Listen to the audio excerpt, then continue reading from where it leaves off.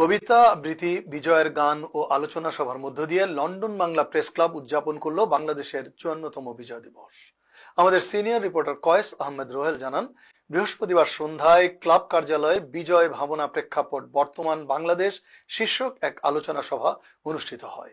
London Bangla press ক্লাবের সভাপতি মোহাম্মদ জুবায়েরের সভাপতিত্বে ও সাধারণ সম্পাদক তাইসির মাহমুদের সঞ্চালনায় অনুষ্ঠানে বক্তব্য রাখেন সংবাদ উপস্থাপিকা ডাক্তার জাকি রিজওয়ানা আনোয়ার, সাপ্তাহিক সুরমা সম্পাদক শামসুল আলম লিটন এবং কবি ও সাংবাদিক সারোয়ারি আলম। প্রেস ক্লাবের events and facilities secretary Rupi Amin ও নির্বাহী সদস্য পলি রহমানের নেতৃত্বে সমবেত কণ্ঠে জাতীয় সঙ্গীত পরিবেশনের মধ্য দিয়ে অনুষ্ঠানের কার্যক্রম শুরু হয়। অনুষ্ঠানের শেষ দিকে অতিথিদের ধন্যবাদ জ্ঞাপন করে বক্তব্য রাখেন ক্লাবের senior vice president barrister Tareq Chowdhury.